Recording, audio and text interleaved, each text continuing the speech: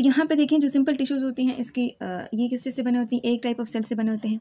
ठीक है, ये होते हैं एक टाइप ऑफ सेल से बने होते हैं। बाकी हम क्लासीफाई कर सकते हैं दो क्लासेस में। सबसे पहले आता है मेरिस्टेमेटिक टिश्यू और एम्ब्रियोनिक टिश्यू, यानी मेरिस्टेमेटिक और एम्ब्रियोनिक। यानी एम्ब्रियोनिक यहाँ पे इसका मतलब कहीं ग्रोथ के यहाँ पे जिक्र होगा। सो कहते हैं they are made up of दो cells which have the ability to divide and produce new cells at the growing points of the plant. So simply आपसे पूछा जाता है कि मेरिस्टेमेटिक टिश्यूज़ कौन से होते हैं, तो आपका आंसर क्या होता है, ये वो सेल्स होते हैं। ठीक है, यानी वो ग्रुप ऑफ सेल्स होते हैं कि जिनके अंदर ये एबिलिटी होती है, कि जिनके अंदर ये सलाहियत होती है कि वो क्या कर सके, डिवाइड हो सके और नए सेल जो है वो बना सके। ठीक है, यानी ग्रोथ में क्या कर सकते हैं, इंपॉर्टेंट रोल जो है वो प्ले कर सकते हैं। अब इसके अगर कैरेक्टरिस्टिक देखी जाए, कहते हैं जो मेरिस्टेमेटिक टिश्यूज़ होती है उसके सेल्स जो साइटोप्लाज्म होते हैं वो डेंस होता है। सेंट्रल न्यूक्लियस होता है, इसके अंदर लार्ज सेंट्रल न्यूक्लियस होता है विद स्मॉल और नो वेक्यूल। यहाँ पे या तो वेक्यूल होता है नहीं है, या फिर बहुत छोटा होता है।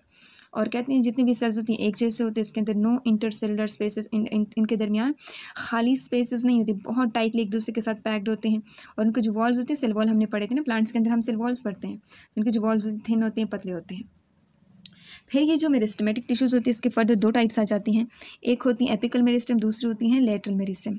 एपिकल मेरिस्टेम जो एपिक्स से निकला, एपिक्स मतलब जो टॉप होता है, जो टॉप के ऊपर जितने भी सेल्स होते हैं उसको हम एपिकल मेरिस्टेम का नाम देते हैं।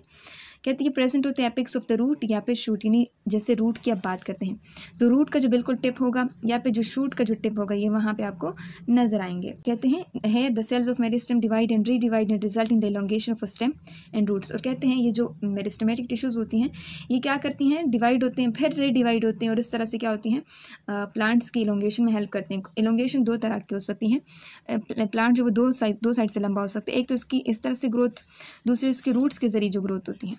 ठीक है, उनकी रूट्स भी बढ़ती हैं और वो हाइट में भी प्लांट ऊपर जो ज़मीन के ऊपर होता है वो भी इनकी हाइट बढ़ती है। तो दो तरह के आप लोग के पास इसकी एलोंगेशन होती है। जो एपिकल मेरिस्टेमेटिक टिश्यूज़ हैं वो यहाँ पे भी होते हैं और यहाँ पे रूट्स में भी आपको देखने को मिलते हैं। सो ये दो तरह से इसकी क्या कर सकते हैं, एलोंगेशन कर सकते हैं। सो ये जो लेंथ में इजाफा है इसको हम क्या नाम देते हैं, प्राइमरी ग्रोथ का नाम देंगे। फिर दूसरी आती है सेकेंडरी ग्रोथ।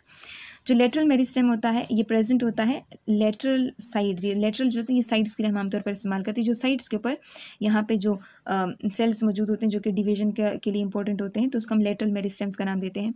ये सेल डिवाइड होते हैं और जिसकी वजह से सेल्स जो रूट्स होती है और जो शूट्स होती हैं इसके थिकनेस में, इसकी मोटाई में इजाफा होता है। जैसे कभी कभी आप एक पौधा उगाते हैं तो पौधा जब उगाते हैं तो उसकी ये बहुत ज़्यादा पतली सी टहनी होती है जिसको आप उगाते हो, लेकिन जैसे जैसे पौधा बढ़ता है उसकी जो शूट्स होती है, तना जो होती है वो भी बड़ा होता जाता है और उसकी हाइट में भी क्या होता है, इजाफा होता जाता है।